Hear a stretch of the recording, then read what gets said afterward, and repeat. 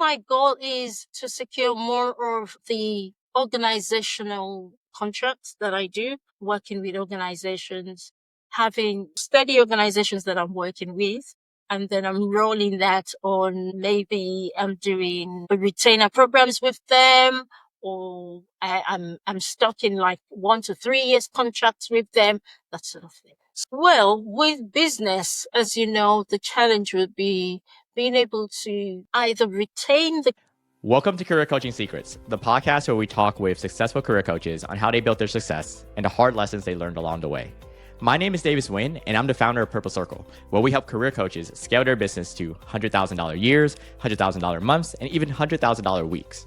Before Purple Circle, I've grown several 7- and 8-figure career coaching businesses myself, and have been a consultant at 2 career coaching businesses that are doing over $100 million each. Whether you're an established coach or building your practice for the first time, you'll discover the secrets to elevating your coaching business. Hey everyone, welcome to another episode of Career Coaching Secrets podcast. I'm your host Rexhen, and today's guest is Mutiat, a transition and leadership strategist helping high-achieving professionals boldly move from corporate careers into purpose-driven entrepreneurship or elevated leadership. With over 15 years of experience coaching executives and designing transformation-focused leadership programs, Mutiat empowers her clients, especially women, to lead with confidence, clarity, and intention. She's the creator of RIPE and RHINE frameworks, and through her social enterprise, she's also helping marginalized women rebuild their futures. And it's a pleasure for me to have her on the podcast today. Welcome to the show, Mutiat. Thank you so much, Rexhen. Thank you. Pleased to be here with you today. Thank you. Thank you so much for coming. And Mutiat, I wanted to ask you, how did this all get started? What's the journey? What inspired you to become a coach and then start your own business? It's actually a very long story. What inspired me to become a coach, and particularly, helping professional women in their spaces to lead confidently. So, what inspired me was I got coaching myself, and I think that inspired me because that helped me. I was a professional myself, working 9 to 5 many years ago. My first point of call was being a broadcaster, a radio broadcaster, and I was so timid. I wasn't that kind of broadcaster that could connect well. I was somewhat voiceless as a broadcaster.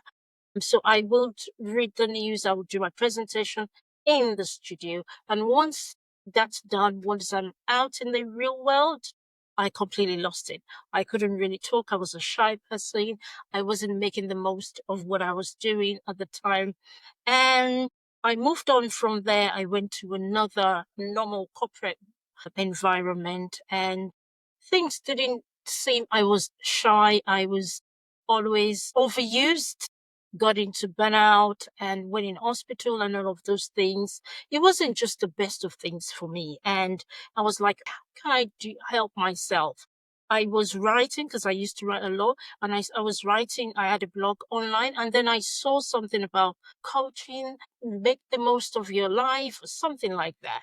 And I was like, what's this about? So I clicked on it. It was a coaching kind of program for people to understand what coaching was. So I went for the program. It was so beautiful. It was a very safe space. I was able to come out, talk about myself, and saw other people who was in the same kind of space like me, who needed to be able to, catch up on life, make the most of what they wanted to do, be themselves, speak out, be seen, make decisions that are bold in their lives. And me seeing that, I was like, oh, this is so beautiful. So long story short, I enrolled in the program, and that was how I started as a life coach. And then I moved on being a life coach. I moved on, I did NLP and all of that. And then I couldn't really practice because I didn't know what it was like to practice at the time. But fortunately, I volunteered somewhere for professional women in charity. And then that was the moment that I said, this is something for me, because then I could use my skills to help those women propel their profession to be better, speak better, be bold. And I was like, okay, this looks like something I can really pursue and make mine. So that was actually what inspired me into getting into coaching. And how many years has it been since you started it?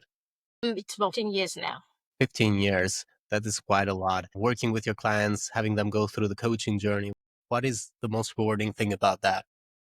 It's the transformation they get, but that is on the long run. They want to accelerate, they want to change their lives, they want to achieve, better lifestyle, or they want to get promotion, they want to, on the long run, that is, the reward that, okay, they're able to achieve it. But what really catches me most of the time in my coaching session, even in 15 minutes laser coaching sessions, hearing people say, I never thought of it that way.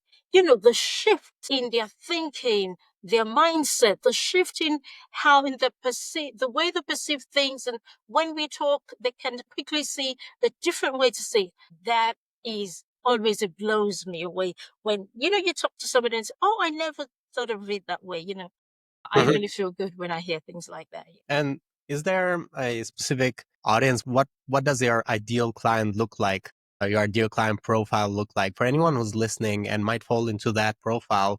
What does it look like, and what's it like to work with you? How does your program work? So in terms of leadership, career coaching, accelerating your career. So my ideal audience is the women the professional woman plus who wants to accelerate their career, who wants to be seen, who wants to feel valued, be heard, wants to redefine the space for themselves to show that they're really worthy so that they can actually claim what belongs to them.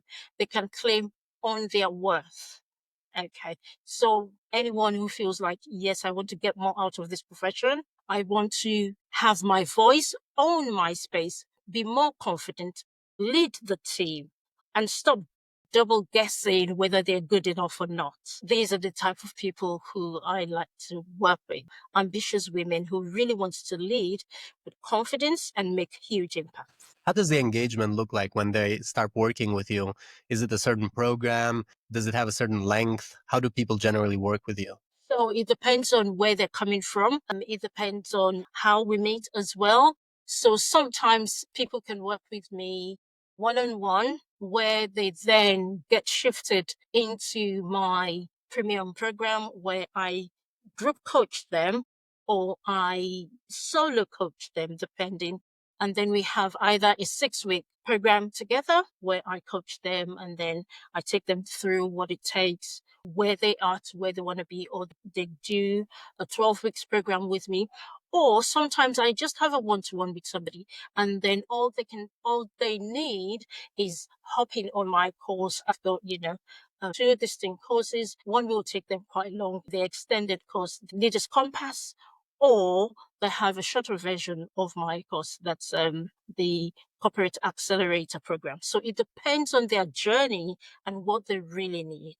So, how do you find your clients, or how do clients find you in terms of like marketing channels? What do you find that is working best for you? For any coach who's listening and wants to know more about the marketing strategy of it.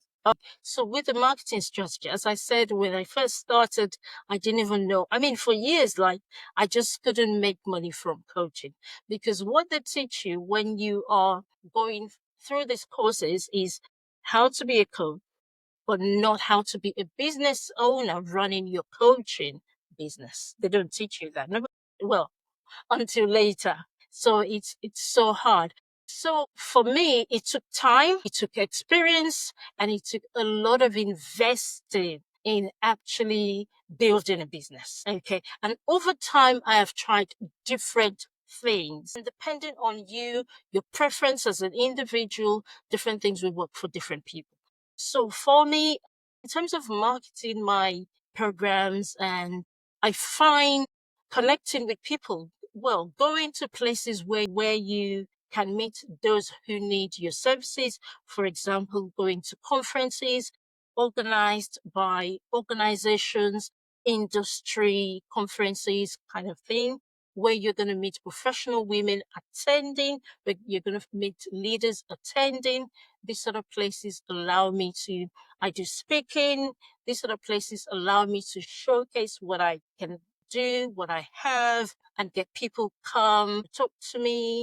I have my podcast that I do as well. And I talk to people who may be needing my services, understanding more about the problems, what they want to achieve. And of course, I have my email list that I've built over the years and of course, online social media platforms. These are other places that I get people from. And of course, I invest in marketing, advertising, so different areas. And I'm a member of different directories where people can look up and find me there as a leadership executive coach and things like that.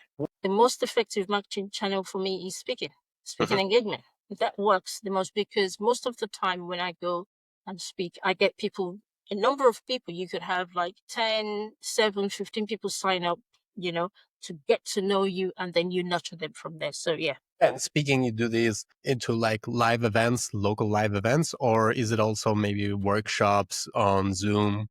How does that look like? Yeah, live events mostly, local workshops. Events on Zoom, such as webinar, also work well.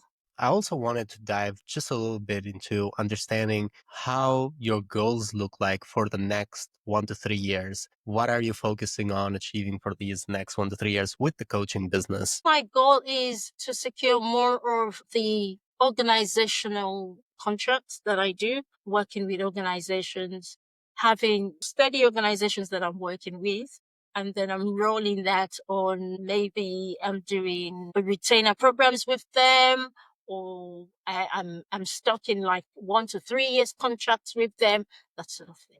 Well, with business, as you know, the challenge would be being able to either retain the clients that you have or find new clients to replace them. So it's a thing whereby you're always in the business marketing yourself, showing up for yourself, showing up for your business. So you cannot guarantee that in the next 1 to 3 years, I have this fixed number of clients that's going to be there for that length of time.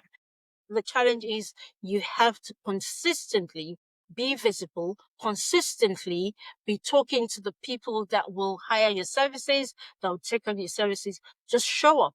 So it's a continuous cycle of marketing, being visible, and just showing up. So that's the challenge. I wish I could say, okay, I've got 3 contracts, and I'm sure that in the next 5 years, I'm going to be able to retain them, or they will be extended to that point. You cannot guarantee that. So you always have to be like making sure that you are working to find clients or retain the ones that you have. And the thing is, building those systems and strategies that would allow you, to meet up in the market. And as you know, things are changing in the market. Getting the consumer demands and catching people to work with you or catching your clients, there are a lot of shifts happening these days. So you have to be that marketer, in business, I learned sales in business. I learned marketing in business. So you have to be that marketer that is ensuring that you are staying on top of the trends so that you don't get swept away. Thank you. Thanks so much for sharing that. Right now, you mentioned also investments. So you mentioned investments in advertising. What would you say are some investments that you've made in your coaching business that you feel like those were some of the best investments that you've gotten a very good return on? So what are some good investments? I'm always going after good investment whenever I do these interviews, looking to find what are good investments that you've done in your coaching business that you feel like they actually made a good impact. That could be coaching programs, masterminds, communities, like I said, even advertising or even investments in yourself. Yes, I think the best investment I've made in my coaching business may not necessarily be the core marketing ones, but the ones that allow me to become a better one, a better coach, two, better than that, a better business owner, someone who is able to talk about their business, someone who is able to sell their business, someone who is able to show up for their business and understand the strategies that I need to be able to talk about my business, like the investment in me becoming a public speaker, a professional speaker. It was huge money, but at the end of the day, I got it back because I'm able to do, sell on stage, able to sell through webinar. I'm able to sell through, talking to people, doing sales calls and all of those things, which are good. And I've also done some other investments like, investing in marketing agencies for them to curate a webinar for you, or for them to do podcasts, for them to completely handle my marketing system, and it flopped, different things. So what I would say in terms of that is, one thing is it's always good to invest in yourself, because you are the brand as a coach. You are the brand. You're the thing that your customers, your clients are buying. So the best investment is investing in yourself. So me taking other leadership courses, I invested to become an MBTI practitioner is great, because it's an upsell on my leadership executive coaching thing. So those are the best investments. However, we still do need the marketing investment, because you're not just going to sit in your office and say, okay, I'm a good coach. No one's going to know you. You've got to go out, and people have to do this based on their preferences. Some people like maybe using social media. Some people like speaking. Some people like email, curating their email list, whatever. I also invested in things like that, email marketing and all of that. And yes, they all have advantages and disadvantages. And as I said, it's just about trying what works best for you. Yeah. So for me, obviously, some of these have worked for me. Some of them have not worked for me. And I'm sticking to the ones that have worked for me. For example, email marketing, and building huge email lists, partnering with other people, doing webinars with other people, sharing client base and things like that. Those sort of things have worked for me, and I'm holding on to them, and I'm using them continuously. Thank you. Thank you so much for sharing that. My final question for you today is, for any coach who's listening to this, what advice would you give to them, coaches who are looking to scale their impact? The advice I would give to them is, please do not be afraid. It may be tough when you're starting, but you have to do it to fix the problems. You have to do it to grow. You have to do it to fall and to rise again. You have to do it to understand what needs to be tweaked, what needs to be changed, what needs improving, or what you're good at that you want to keep improving on and being better at. So you have to do it. If you don't practice, if you don't tell people about what you're doing, if you don't give them offers and say, okay, try what I'm doing, see, would you buy this, things like that, then no one will ever know you. So it's about doing. Just do it. And that's how you're going to build it and be the best of a coach that you want to be, and serve the people. And as I say, there is no one that can be you. There can be millions of coaches in the world. But the thing is, you are unique. Your ideal people are waiting for you, and they will always need you. So it's a disservice you not giving out what you've got, because there are people just for you. Thank you. Thank you so much, Mutiat. And it's been a pleasure having you on the podcast. For anyone who wants to find you or reach out to you, they can go into LinkedIn, search Mutiat. They'll be able to find you. There's also your website. It's Adebowale.com. That's also where they can find you. And is there any other way people could reach out to you and connect with you? Well, if they need it? Instagram at Mutiat Adebowale 1, and my other website, igniteyourleadershipprowess.com. Thank you. Thank you so much, Mutiat. It's been a pleasure having you on the podcast. Thank you so much. Really nice being here. That's it for this episode of Career Coaching Secrets. If you enjoyed this conversation, you can subscribe on YouTube, Spotify, Apple Podcasts, or wherever you're listening to this episode to catch future episodes. This podcast was brought to you by Purple Circle, where we help career coaches scale their business to $100,000 years, $100,000 months, or even $100,000 weeks, all without burning out and making sure that you're making the impact and having the life that you want. To learn more about our community and how we can help you, visit joinpurplecircle.com.